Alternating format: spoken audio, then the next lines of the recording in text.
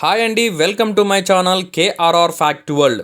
మా వీడియోలను ఆదరిస్తున్న అందరికీ ధన్యవాదాలు. మనం ఇప్పటి నుండి పూర్తి రామాయణం గురించి తెలుసుకుందాం. అయితే మొదటిగా, రామాయణము ఒక మహాకావ్యము. దాన్ని రచించినది ఆదికవి శ్రీ వాల్మీకి. రామాయణము, మహాభారతము, భాగవతము మనకు మన పూర్వీకులైన మహారుషుల నుండి లభించిన సాంస్కృతిక సంపద.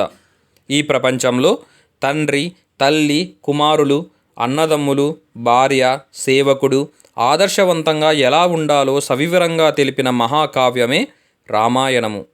రామాయణంలోని పాత్రలే మనకు ఆదర్శములు అనడంలో అతిశయోక్తి ఉండదు. రామాయణము అంటే రామ ఆయనము అనే రెండు పదాలు కలిసి రామాయణము అవుతుంది. రామ అంటే రాముడు అని, ఆయనము అంటే మార్గము అని, రాముడు నడిచిన మార్గమే రామాయణము అని అర్థము. రామాయణములో రాముడు ధర్మాన్ని తాను అనుసరించి, ఆచరించి, ధర్మ మార్గంలో తాను నడిచి ఆ దారిని మనకు చూపించాడు. అదే రామాయణం యొక్క గొప్పతనం. రామాయణంలో 24,000 శ్లోకాలు ఉన్నాయి.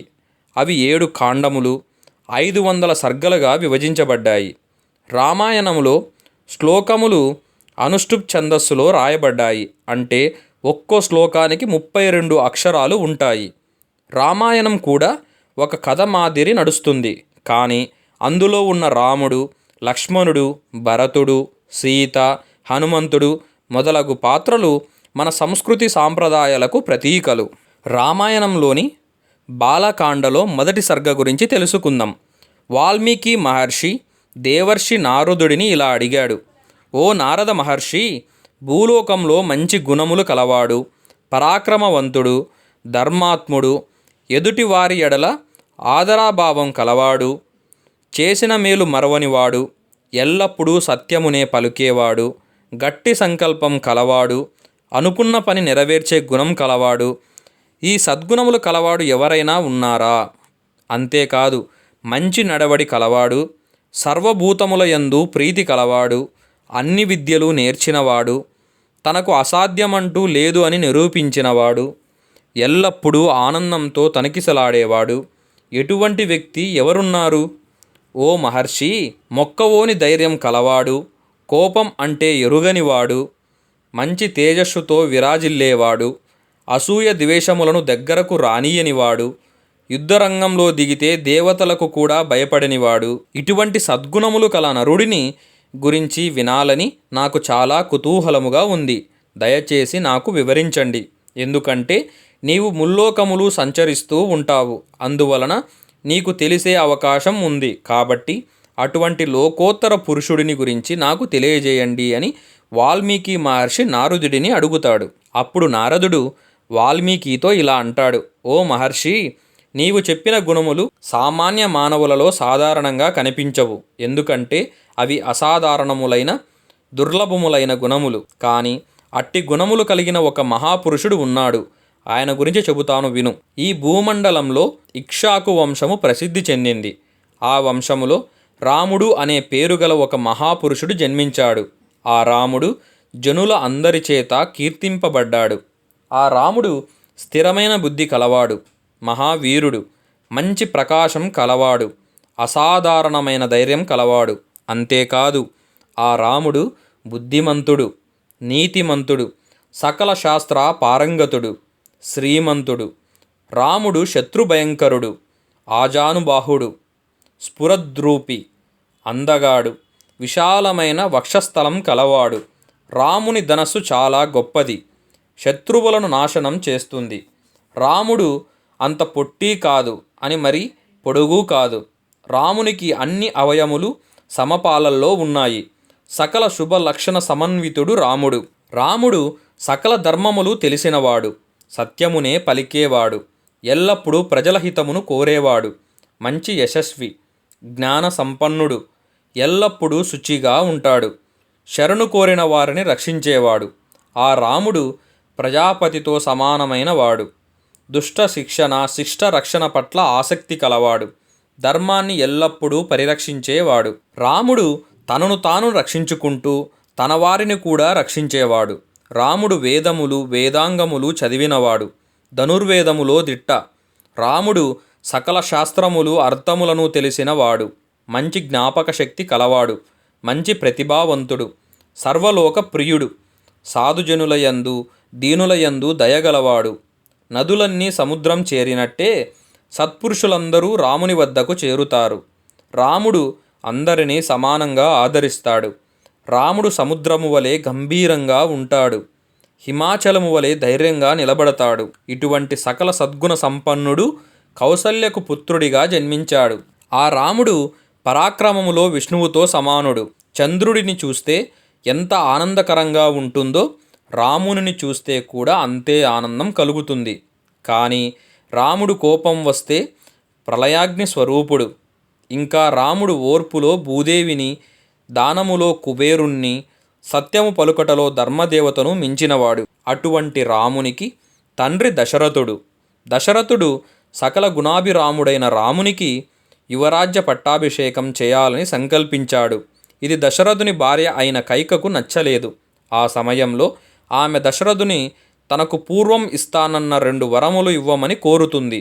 ఆ 2 వరములలో ఒకటి రాముడిని రాజ్యం నుండి వెళ్ళగొట్టడం, రెండవది తన కుమారుడైన భరతునికి పట్టాభిషేకం జరగడం. మాట తప్పలేని దశరథుడు రాముని వనవాసమునకు వెళ్ళమని చెబుతాడు. తల్లిదండ్రుల మాటలను శిరసా వహించి రాముడు రాజ్యం విడిచి అరణ్యాలకు వెళ్తాడు. రాముని తమ్ముడు లక్ష్మణుడు అన్న రాముని విడిచి క్షణం కూడా ఉండలేడు. అందుకని లక్ష్మణుడు కూడా రాముని వెంట అరణ్యానికి వెళ్తాడు. రాముని భార్య సీత రామునికి ప్రాణ సమానురాలు. ఆమె జనక మహారాజు కుమార్తె. సర్వలక్షణ సంపన్న, నారీలోకములో ఉత్తమురాలు. చంద్రుని అనుసరించి రోహిణి ఉన్నట్టుగా రాముని విడిచి ఉండలేక సీత కూడా రాముని వెంట అడవులకు వెళ్తుంది. రాముడు, లక్ష్మణుడు, సీత అడవులకు వెళుతుంటే అయోధ్య ప్రజలు రామునితో పాటు గంగానది దాకా వస్తారు. తరువాత రాముని ఆదేశం మేరకు అయోధ్యకు మరలి వెళ్తారు. రాముడు, సీత, లక్ష్మణుడు ఆ రాత్రికి శృంగిబేరపురంలో ఉన్న గుహుడు అనే నిషాదుడిని కలుసుకుంటారు. తరువాత రాముడు తన సారథిని రథమును వెనక్కు తీసుకొని వెళ్ళమని పంపివేస్తాడు. మరునాడు వారు గంగానదిని దాటుతారు. ఒక వనము నుండి మరొక వనమునకు పోతూ భారద్వాజ మహర్షి ఆదేశం మేరకు చిత్రకూటం అనే ప్రదేశమునకు చేరుకుంటారు. అక్కడ ఒక వర్ణశాలను నిర్మించుకున్నారు. అక్కడ ఏ చీకు చింత లేకుండా హాయిగా నివసిస్తూ ఉంటారు. ఇక్కడ అయోధ్యలో ఉన్న దశరథుడు పుత్రవియోగం తట్టుకోలేక స్వర్గస్థుడవుతాడు. దశరథుని మరణం తరువాత భరతుని రాజ్యాభిషక్తుని కమ్మని వశిష్ఠుడు మొదలగు వారు కోరుతారు. కానీ భరతుడు ఒప్పుకోడు. రాముని ఆజ్ఞ కొరకు భరతుడు రాముడు ఉన్న చోటికి వెళ్తాడు. రామునికి తండ్రి మరణ వార్త తెలిపి తిరిగి అయోధ్యకు వచ్చి రాజ్యం స్వీకరించమని కోరుతాడు. ధర్మాత్ముడైన రాముడు తండ్రి ఆజ్ఞ పాలించడం తన ధర్మమని రాజ్యపాలనకు ఒప్పుకోడు. రాముడు తన పాదుకలను భరతునకు ఇచ్చి తనకు బదులుగా సింహాసనం మీద వాటిని ఉంచమంటాడు. తగు మాటలు చెప్పి భరతుణ్ణి వెనక్కు పంపివేస్తాడు. భరతుడు రామపాదుకలను భక్తితో స్వీకరించి అయోధ్య వెలుపల ఉన్న నంది గ్రామమునకు వెళ్తాడు. అక్కడ రాముని పాదకలను ఉంచుతాడు. రాముని ఆగమనమును కోరుకుంటూ అక్కడి నుండి రాజ్యపాలన సాగిస్తాడు. తరువాత రాముడు దండకారణ్యం ప్రవేశించాడు. అక్కడ నివసిస్తున్న విరాధుడు అనే రాక్షసుని చంపుతాడు. శరభంగ మహర్షిని, సుతీక్ష్ణ మహర్షిని, అగస్త్య మహర్షిని ఆయన భ్రాతను సందర్శిస్తాడు. ఆ ప్రకారంగా అరణ్యంలో నివసించుచున్న రాముని అక్కడ ఉన్న మునులు చూడడానికి వస్తారు. తమకు రాక్షస బాధ ఎక్కువగా ఉన్నదని, ఆ రాక్షసులను సంహరించాలని, తమకు రక్షణ కల్పించాలని రాముడిని కోరుతారు. తాను రాక్షస సంహారం చేస్తాను అని రాముడు ఆ ఋషులకు మాట ఇస్తాడు. ఆ దండకారణ్యములో రావణుని సేవలు ఉన్నాయి. రావణుని చెల్లెలు పేరు శూర్పణఖ. ఆమె కామరూపిణి. ఆమె రాముని కామించింది. రాముడు ఆమె ముక్కు చెవులు కోసి విరూపిగా చేస్తాడు. శూర్పణఖ వెళ్ళి రావణుని సైన్యాధిపతులైన కర, దూషణ, త్రిశురులకు తనకు జరిగిన అవమానం గురించి చెబుతుంది. వారందరూ రాముని మీదకి యుద్ధానికి వస్తారు. రాముడు వారితో యుద్ధం చేసి వారందరినీ సంహరిస్తాడు. ఆ ప్రకారంగా రాముడు తాను దండకారణ్యంలో ఉన్నప్పుడు జనస్థానములో నివసించుచున్న రాక్షసులను 14,000 మందిని సంహరిస్తాడు. ఈ వార్త రావణాసురుడికి తెలుస్తుంది. అతనకు కోపం వచ్చి తనకు సాయం చెయ్యమని మారీచుడు అనే రాక్షసుని కోరుతాడు. కానీ మారీచుడు ఒప్పుకోడు. ఖర, దుశనాది రాక్షస వీరులను సంహరించిన రాముడు వంటి మహావీరునితో వైరం పెట్టుకోవద్దని హితవు చెబుతాడు. కానీ రావణుడు వినడు. మారీచుణ్ణి బలవంతంగా ఒప్పిస్తాడు. మారీచుణ్ణి వెంటబెట్టుకొని రావణుడు రాముడు ఉండే ఆశ్రమమునకు వెళ్తాడు. మారీచుని సాయముతో రాముణ్ణి, లక్ష్మణుణ్ణి దూరంగా పంపుతాడు. వయోపాయంతో రావణుడు సీతను అపహరిస్తాడు. అడ్డు వచ్చిన జటాయువును చంపుతాడు. రామలక్ష్మణులు ఆశ్రమమునకు తిరిగి వస్తారు. అక్కడ సీత కనపడదు. సీతను వెతుకుతుంటే జటాయువు కనిపించాడు. సీతను రావణుడు అపహరించాడు అని తెలుసుకుంటారు. జటాయువుకు దహన సంస్కారాలు చేస్తారు. తరువాత సీతను వెతుకుతూ అడవిలో తిరుగుతూ ఉంటారు. కంబదుడు అనే రాక్షసుని చూసి తమకు అపకారం చేయబోయిన కంబదుణ్ణి చంపి అతనికి శాప విముక్తి కలిగిస్తారు. కంబదుడు వారిని శబరి ఆశ్రమమునకు వెళ్ళమని చెబుతాడు. కంబదుని శరీరమునకు అంత్యక్రియలు చేస్తారు రామలక్ష్మణులు. తరువాత వారు శబరి ఆశ్రమమునకు వెళ్తారు. శబరి వారిని పూజించింది. తరువాత వారు పంపా తీరమునకు వెళ్తారు. అక్కడ హనుమంతుణ్ణి చూస్తారు. వానర రాజైన సుగ్రీవునితో స్నేహము చేస్తారు. రాముడు తన గురించి సీతాపహరణం గురించి సుగ్రీవునికి చెబుతాడు. సుగ్రీవుడు తనకు తన అన్న వాలికి ఉన్న వైరం గురించి రామునికి వివరిస్తాడు. రాముడు వాలిని చంపుతానని ప్రతిజ్ఞ చేస్తాడు. కానీ రాముడు వాలిని చంపగలడా అని సుగ్రీవునికి అనుమానం కలుగుతుంది.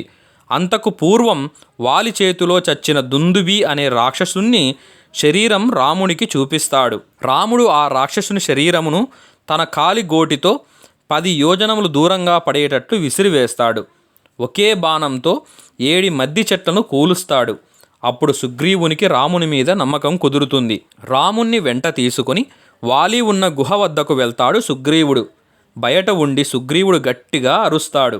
ఆ అరుపు విని వాలి బయటకు వస్తాడు. వాలి భార్య తార వాలిని యుద్ధమునకు వెళ్ళవద్దని వారిస్తుంది. కానీ వాలి వినడు. వాలి సుగ్రీవునితో యుద్ధం చేస్తాడు. రాముడు ఒకే బాణంతో వాలిని చంపుతాడు. సుగ్రీవుని వానర రాజ్యమునకు పట్టాభిషిక్తుణ్ణి చేస్తాడు. తరువాత సుగ్రీవుడు సీతాదేవిని వెతుకుతూ వానరులను నలుదిక్కులకు పంపుతాడు. హనుమంతుడు దక్షిణ దిక్కుగా వెళ్తాడు. సముద్రమును దాటి లంక చేరుకుంటాడు. అశోకవనంలో రాముని కొరకు శోకించుచున్న సీతను చూస్తాడు. హనుమంతుడు సీతను కలుసుకొని రాముడు ఇచ్చిన ఉంగరమును గుర్తుగా చూపించి రామ సుగ్రీవుల మైత్రి గురించి చెబుతాడు. తరువాత హనుమంతుడు అశోకవనము యొక్క తోరణ ద్వారమును ధ్వంసం చేస్తాడు. తనకు పట్టుకోబోయిన రావణుని సేనాధిపతులను 5గురిని చంపుతాడు. అక్షకుమారుణ్ణి చంపివేస్తాడు. తుదకు బంధింపబడి తరువాత తనను తాను విడిపించుకొని లంకా దహనం చేస్తాడు. హనుమంతుడు లంక నుండి రాముని వద్దకు వచ్చి సీతను చూచానని రామునితో చెబుతాడు. తరువాత వానర సేనలతో సముద్ర తీరం చేరుకుంటారు రాముడు, సుగ్రీవుడు. తనకు దారి ఇవ్వని సముద్రుని తన రామబాణముతో అల్లకల్లోలం చేస్తాడు. సముద్రుని మాట ప్రకారం రాముడు నిలూనితో వారధి కట్టించాడు. ఆ సేతువు మీదుగా లంకకు చేరుకుంటారు. రావణునితో యుద్ధం చేసి రావణుణ్ణి సంహరిస్తారు. కానీ అన్ని రోజులు పరాయి వాడి వద్ద ఉన్న సీతను పరిగ్రహించడానికి సందేహపడతాడు. ఆ మాటలు భరించలేక సీత అగ్నిప్రవేశం చేస్తుంది. అగ్నిదేవుడు వచ్చి సీత కల్మషం లేనిది అని చెబుతాడు. అప్పుడు రాముడు సీతను స్వీకరిస్తాడు. రావణ సంహారం చేసిన రాముణ్ణి సమస్త దేవతలు, ఋషులు ఎంతగానో పూజిస్తారు. రాముడు విభీషణుని లంకారాజ్యమునకు రాజును చేస్తాడు. రాముణ్ణి చూడడానికి వచ్చిన దేవతలు వరాలు ఇస్తారు. ఆ వరాల ప్రభావంతో యుద్ధములో చనిపోయిన వానరులందరూ బతుకుతారు. అందరూ పుష్పక విమానం ఎక్కి అయోధ్యకు వెళ్తారు. రాముడు ముందు భరద్వాజ ఆశ్రమమునకు వెళ్ళి హనుమంతుణ్ణి నంది గ్రామములో ఉన్న భరతుని వద్దకు పంపుతాడు. తరువాత రాముడు నంది గ్రామమునకు వెళ్తాడు. తన సోదరులను కలుసుకుంటాడు. మునివేషములను వదిలి క్షత్రియోచితములైన దుస్తులు ధరించారు రాముడు, సీత, లక్ష్మణుడు. రాముడు అయోధ్యకు పట్టాభిషిక్తుడయ్యాడు. రామ పట్టాభిషేకమునకు లోకములన్నీ సంతోషించాయి. రాముడి పాలనలో ప్రజలందరూ ధర్మబద్ధంగా నడుచుకున్నారు. సకాలంలో వానలు కురిసి దుర్భిక్షం అంటూ లేకుండా పోతుంది. తండ్రి జీవించి ఉండగా పుత్రులు మరణించడం లేదు. స్త్రీలకు వైధవ్యమూ లేదు. స్త్రీలందరూ పతివ్రతలుగా ఉన్నారు. రామరాజ్యంలో అగ్నిభయము, చోరభయము, జలభయము, ఆకలి భయం కానీ లేవు. రాజ్యములో ధనధాన్యములు సమృద్ధిగా ఉండేవి. ప్రజలందరూ సంతోషంగా జీవించారు. రాముడు లెక్కలేనన్ని అశ్వమేధ యాగములు చేశాడు. లక్షల కొలది గోవులను బ్రాహ్మణులకు దానంగా ఇచ్చాడు.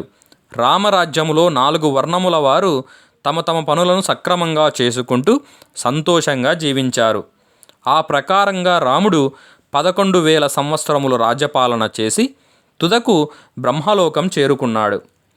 శ్రీరామ చరిత్ర అతి పవిత్రమైనది. సమస్త పాపములను నాశనం చేస్తుంది, పుణ్యములను కలగజేస్తుంది. ఈ రామకథ వేద సమ్మతము. ఈ రామచరిత్రను చదివిన వారికి సమస్త పాపములు తొలగిపోతాయి. వారికి ఆయువు వృద్ధి చెందుతుంది. పుత్ర పౌత్రాభి సకల సుఖములు అనుభవిస్తారు. తరువాత స్వర్గలోకం చేరుకుంటారు. ఈ రామాయణం చదివిన బ్రాహ్మణులు అన్ని విద్యలలో ప్రావీణ్యులవుతారు. క్షత్రియులకు రాజ్యప్రాప్తి కలుగుతుంది. వైశ్యులకు వ్యాపారాభివృద్ధి కలుగుతుంది. శూద్రులు కీర్తివంతులవుతారు. ఇది వాల్మీకి విరచిత శ్రీమద్రామాయణ మహాకావ్యములో బాలకాండలో మొదటి సర్గ. మనం వచ్చే వీడియోలో బాలకాండలోని 2వ సర్గ గురించి తెలుసుకుందాం. ఈ ఇన్ఫర్మేషన్ మీకు నచ్చినట్లయితే మా ఛానల్ను సబ్స్క్రైబ్ చేసుకొని లైక్ చేసి షేర్ చేస్తారని ఆశిస్తూ ధన్యవాదములు.